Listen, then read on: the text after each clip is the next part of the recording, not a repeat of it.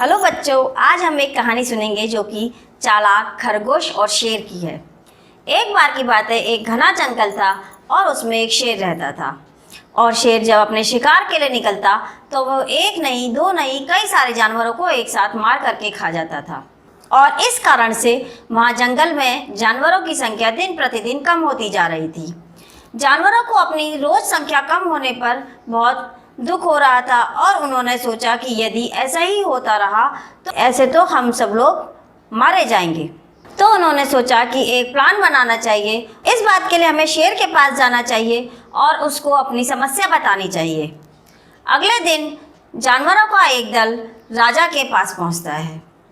शेर जब इतने सारे जानवरों को एक साथ अपनी तरफ आता हुआ देखता है तो पहले तो वह घबरा जाता है और फिर भी वो गरज करके पूछता है कि तुम सब यहाँ क्यों आए हो। उनमें से एक जानवर बोलता है कि महाराज, आप हमारे राजा हैं, हम आपकी प्रजा हैं और आप रोज एक दो नहीं कई कई जानवरों को मार देते हैं और आप उनको पूरा भी नहीं खा पाते हैं। इससे हमारी संख्या दिन प्रतिदिन कम होती जा रही है।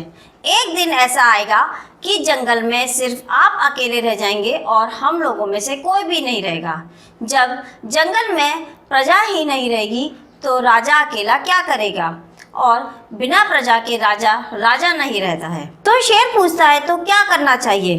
तो उनमें से एक जानवर बोलता है कि आप अपने घर में ही रहा कीजिए या आप अपनी गुफा में ही रहा कीजिए और हम लोग रोज एक जानवर को आपके पास भेजेंगे। शेर कुछ सोचता है और ये सोच करके कि जानवरों की बात में कुछ सच्चाई है, उनकी बात को मान जाता है और हामी भर देता है।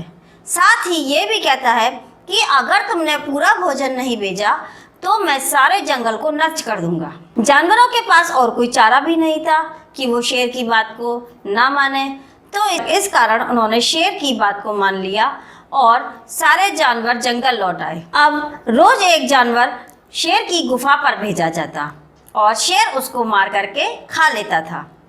एक दिन एक छोटे खरगोश का नंबर आया और क्योंकि वह खरगोश बहुत चालाक था, उसने सोचा मैं ऐसे ही बेमौत क्यों मारा जाऊं, तो मुझे ऐसा कुछ करना चाहिए कि मैं इस समस्या से मुक्ति पा जाऊं और सारे जानवर भी इस समस्या से मुक्ति पा जाएं।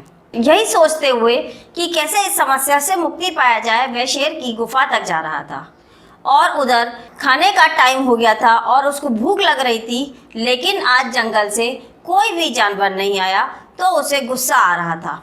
काफी देर बाद एक छोटा खरगोश वहां पहुंचा तो शेर गुस्से में तिलमिला गया और वो गुस्से में बोलता है, एक तो तुम इतनी देर से आए हो और इतने छोटे हो, मैं सारे जंगल को नष्ट कर दूंगा। तो खरगोश कहता है कि आप सारे जानवरों को नष्ट मत करिए, आप मेरी पहले बात सुन लीजिए। अगर आप मेरी बात सुनेंगे तो आपको जंगल के जानवरों पर गुस्सा नहीं आएगा। राजा कहता है कि बताओ क्या बात है। तो खरगोश बताता है कि जंगल के जानवरों ने आपकी सेवा के लिए 6 खरगोश भेजे थे, क्योंकि वो जानते थे कि मैं बहुत छोटा हूँ, इसलिए उन्होंने 6 खरगोश भेजे थे। लेकिन रास्ते में एक शेर मिल गया और वो कहने लगा कि मैं इस जंगल का राजा हूँ, और उसने उन 5 खरगोशों को मार दिया और मुझे ये कहने के लिए भेजा कि तुम जाकर के उस दूसरे राजा से कहो कि जंगल का राजा मैं हूँ, वो जंगल का राजा नहीं है। अगर वो जंगल का राजा बनना चाहता है तो उसे आकर के मेरे से सामना करना पड़ेगा।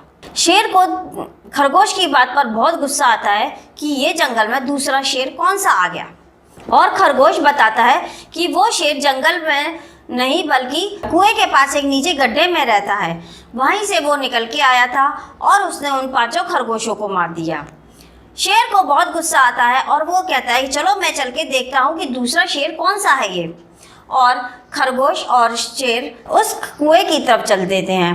कुएं पर पहुँचने के बाद खरगोश उस शेर को बताता है कि वो यहीं पर बैठा हुआ था और उसने मुझसे कहा कि मैं यहीं पर तुम्हारे शेर का इंतजार करूंगा। और उसके बाद वो शेर कुएं में झांकता है और उसे अपनी परछाई दिखाई देती है। परछाई को देखकर शेर को लगता है कि शायद यही वो दूसरा शेर है और वो गुस्से में उस पर बहुत जोर से गरजता है।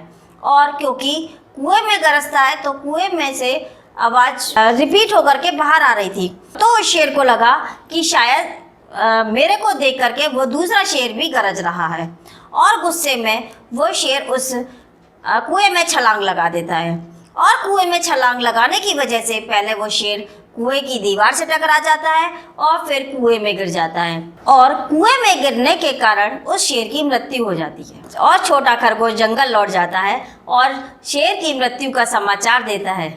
जंगल के सारे जानवर इस बात को सुनकर कि शेर मारा गया बहुत खुश होते हैं और उस छोटे खरगोश की चतुराई को जानकर उसकी बहुत प्रशंसा करते हैं। तो इस कहानी से हमें यह शिक्षा मिलती है कि विपत्ति के समय हमें सूझबूझ से काम लेना चाहिए। जैसे कि उस खरगोश ने सूझबूझ से काम लिया, वो कहा तो उस खरगोश की मृत्यु आनी थी और खरगोश की जगह उस शेर की ही मृत्यु हो गई।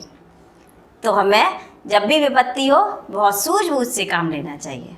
तो मुझे उम्मीद है ये कहानी आपको पसंद आई होगी। Thank you.